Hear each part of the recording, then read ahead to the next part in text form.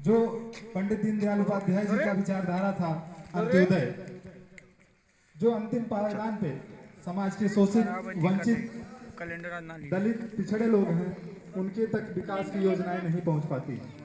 उस योजनाओं को इस विकसित भारत संकल्प यात्रा, जो मोदी सरकार की गारंटी की रथ गांव में चल रही है, इस रथ के माध्यम से हमारे कर्मचारी, हमारे जो भी ब्लॉक के अधिकारी हैं, वो गांवों तक पहुंच करके जो भी पात्र व्यक्ति हैं उनका नामांकन कर रहे हैं और लाभार्थियों को लाभ पहुंचा रहे हैं।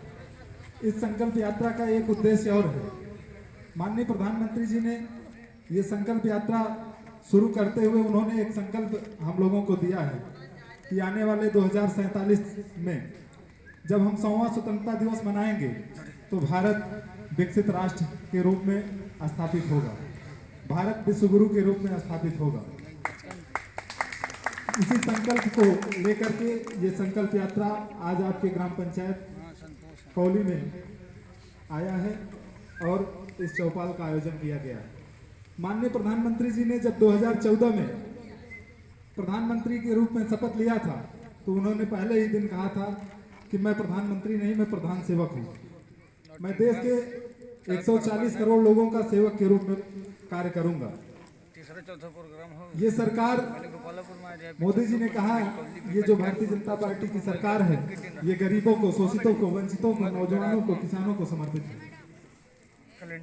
माननीय प्रधानमंत्री जी ने कहा था, कभी एक प्रधानमंत्री हुआ करते थे, उन्होंने कहा था कि मैं 1 रुपए केंद्र से भेजता हूं तो गांव तक पहुंचते हुए उसका 10% लाभार्थियों तक पहुंचता था।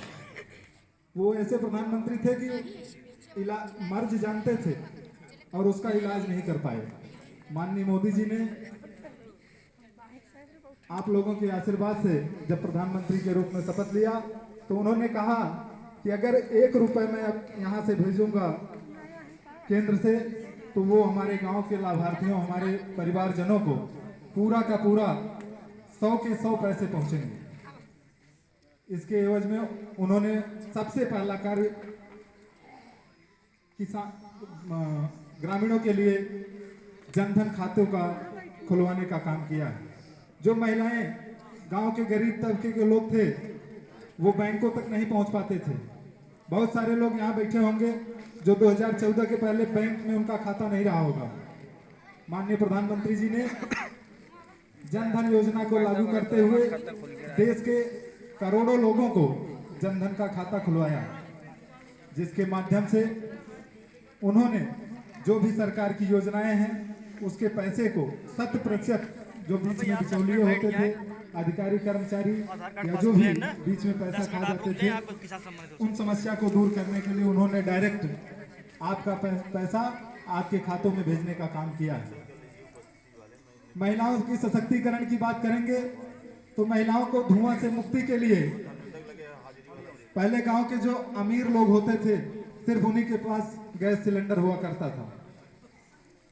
गांव के गरीबों के लिए सपना होता था कि हमारे यहाँ भी गैस का सिलेंडर होगा, लेकिन धन्य है हमारे प्रधान सेवक माननीय मोदी जी, उन्होंने एक योजना जो गारंटी दी थी महिलाओं की धुआं मुक्ति की, उन्होंने एक योजना लागू की, प्रधानमंत्री उज्ज्वला योजना।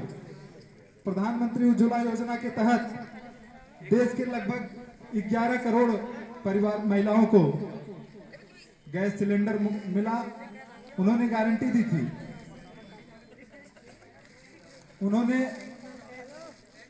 अच्छे इलाज का गारंटी दिया था, जिसके एवज में उन्होंने आयुष्मान भारत योजना के तहत आयुष्मान कार्ड बनाया, जिस योजना के माध्यम से प्रत्येक परिवार को 5 लाख रुपए प्रतिवर्ष स्वास्थ्य के लिए दिया जा रहा है। उन्होंने गारंटी दी थी कि हमारे देश का कोई नागरिक भोजन के बिना नहीं मरेगा, कोई भी नागरिक भूखा नहीं रहेगा। इसके लिए उन्होंने देश के 80 करोड़ लोगों को मुफ्त में राशन मुहैया कराया है।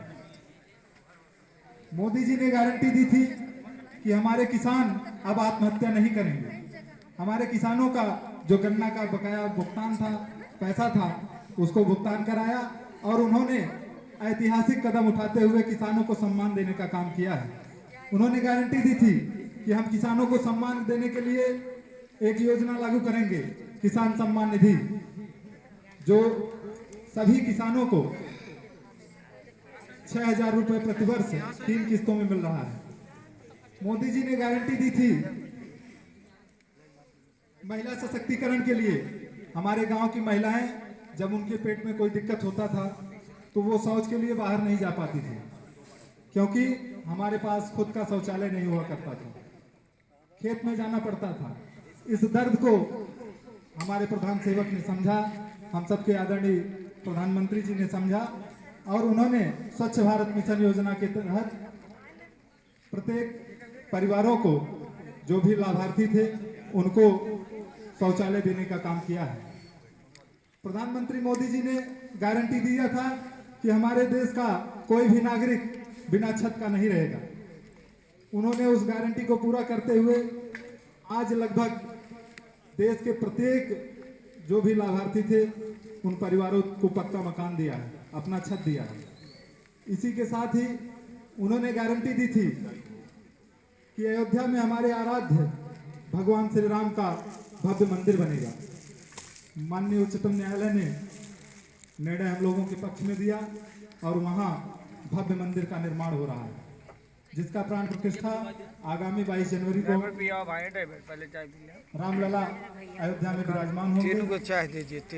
समय का अभाव है और अभी हमारे मुख्य वक्ता हम लोगों के आदरणीय सुरेंद्र मिश्रा जी मंडल अध्यक्ष जी भी हम लोगों के बीच में है, तो मैं ज़्यादा कुछ नहीं कहूँगा, आगे उनका भी उद्बोधन सुनना है। मैं आप सभी को प्रणाम करते हुए अपनी वाणी को विराम दूंगा। बहुत बहुत धन्यवाद। जय श्री राम।